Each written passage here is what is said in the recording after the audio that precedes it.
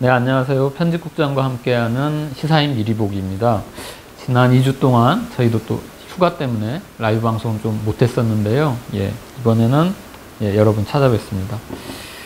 그 며칠 전에 기자협회 매체로부터 제가 취재를 당한 적이 있었는데요. 주제는 위클리 매거진의 위기였습니다. 주로 이제 위클리 매거진이 소위 말하면 독자 수가 감소하지 않느냐라는 이제 질문이 계속 이어졌는데요. 제가 좀 호기롭게 대답했습니다.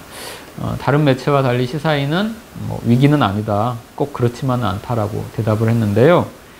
물론 말은 그랬지만 좀 속은 좀 타들어가기도 했습니다. 제가 이제 매주 정기 독자 수 추이를 받아보는데요.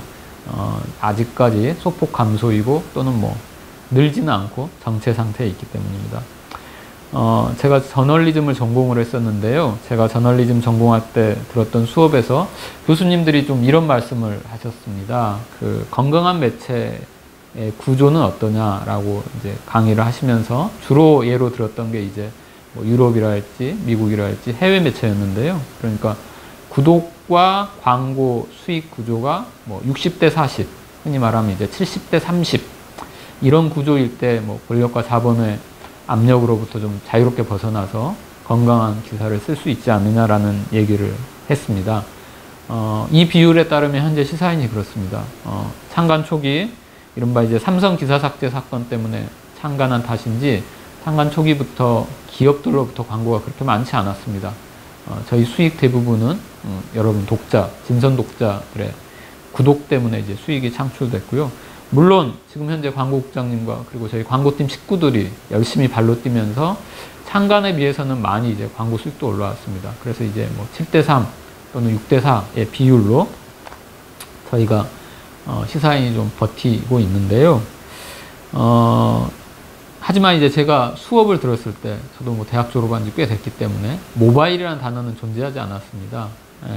말 그대로 이제 모바일 공습이 좀 시작되었고 한때 한국 언론이 이제 그런 롤 모델로 삼았던 교수님들이 지적했던 해외 언론 매체 역시 이 모바일 파고를 넘지 못하고 일부는 자초하기도 하고 있습니다.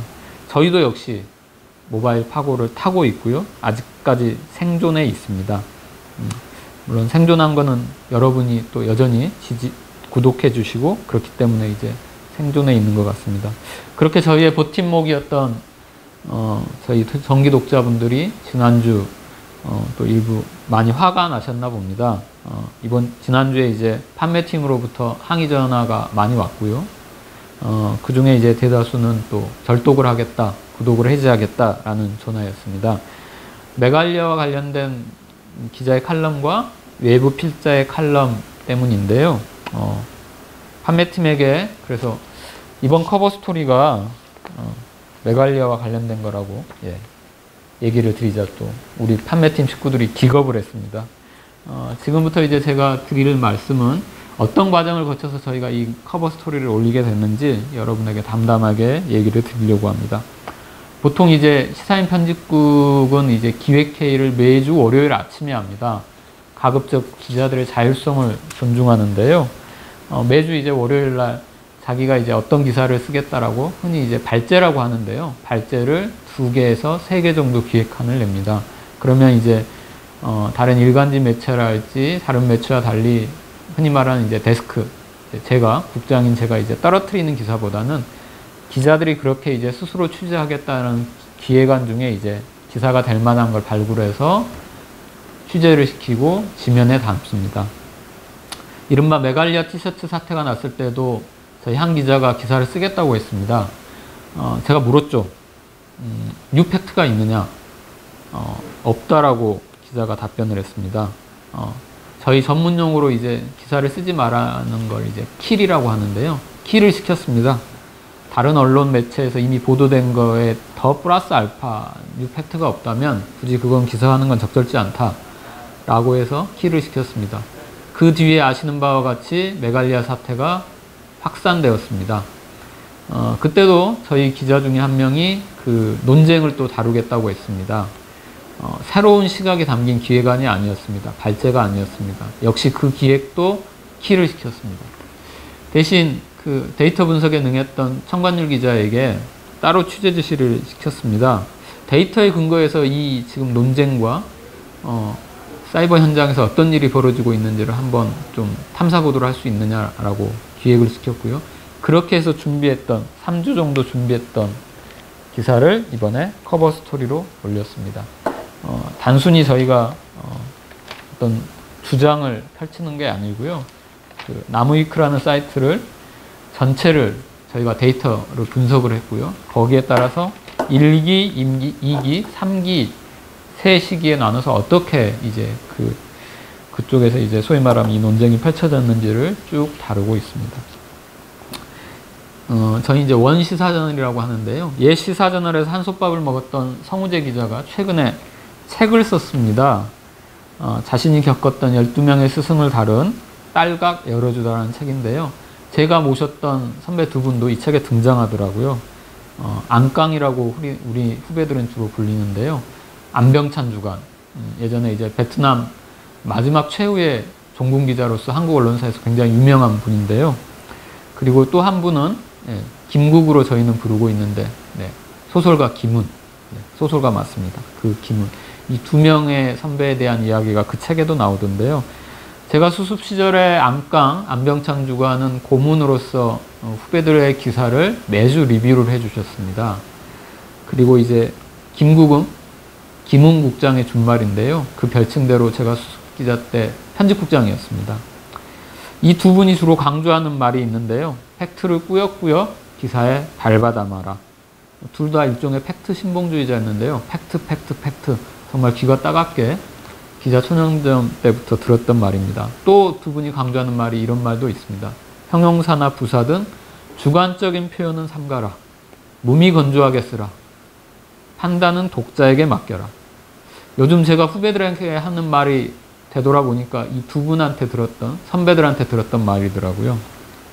굳이 제가 이 언론계 두 분의 선배의 이야기를 꺼낸 건 이번 주 우리가 커버 스토리로 올렸던 이 기사 역시 팩트에 충실했다라고 믿기 때문입니다. 물론 평가와 판단은 다를 수 있습니다. 저희가 지난주에 이 커버 스토리를 올린다고 했을 때 어떤 파장이 있을지 충분히 예상했습니다. 물론 그 전에 외부 기자의 칼럼이 언론 사이버상에서 논란이 된다는 걸 알고 있었고요. 저희 기자의 칼럼 역시 논란이 되고 있다는 걸 알고 있습니다. 하지만 저희가 3주 동안 준비했던 커버 스토리였기 때문에 또 한 줄 미룬다거나 그러지 않고 이번 주에 그대로 올렸습니다. 이 기사 때문에 절도가겠다는 구독자 있을 줄 압니다. 저는 그 역시 소비자의 권리라고 생각합니다. 다만 하나만 부탁드리겠습니다. 절독을 하기 전에 저희 시사인이 보도했던 그동안의 기사, 이명박 대통령 사저 특종 기사랄지 지금까지도 보도하고 있는 국정원 정치개입 사건, 그리고 그 전에 기억하실 분들은 아시겠지만 이 기사를 썼던 청관율 기자가 그 전에 일간베스트, 일베 사이트를 또 역시 데이터로 근거해서 쭉 분석을 했었죠. 이런 심층 보도 기사. 그리고 작년에 메갈리아 사태 처음 등장했을 때 이것도 역시 지금 기사와 연장선을 보시면 될 때 여자를 혐오한 남자들이라고 어떻게 소위 말하면 온라인 공간 속에서 그 여성 혐오 주도가 어떻게 그려졌는지 역시 데이터에 근거해서 분석을 했습니다. 같은 시리즈로 역시 마찬가지로 분석한 기사입니다. 이런 기사들이 과연 누구를 편들기 위한 기사였나를 한 번쯤 생각해 주셨으면 좋겠습니다. 누구를 지지하거나 편들기 위한 기사가 아니고 저희는 팩트와 심층 분석에 충실한 기사였다고 감히 말씀드리겠습니다. 지난주부터 그런 질문을 많이 받습니다. 저희 게시판을 통해서도 올라오는 걸로 알고 있습니다. 판매팀을 통해서도 독자 여러분이 항의하면서 시사인은 메갈리아를 옹호하느냐라는 질문을 꽤 많이 하신다는 걸 알고 있습니다. 시사인이 상관하며 내걸었던 사실로 답변을 대신 드리고자 합니다. 시사인은 모든 권력과 성역으로부터 독립된 언론, 현상 너머 이면을 살피는 탐사하는 언론, 깊이 있는 시선으로 세상을 통찰하는 언론을 지향합니다. 그동안 시사인이 올렸던 기사와 이번 커버 스토리 역시 시사인의 이런 사실에 어긋나지 않는 기사라고 감히 답을 드리겠습니다. 다소 좀 무겁게 진행됐는데요.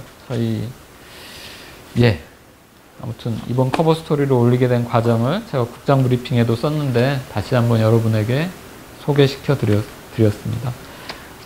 무더위가 막바지 이루고 있는데요. 건강 모두 조심하시고, 저희는 이번 한 주도 또 열심히 취재해서 독자 여러분의 호응하는 또는 그런 심층 기사, 탐사 기사로 다음 주에 또 찾아뵙도록 하겠습니다. 감사합니다.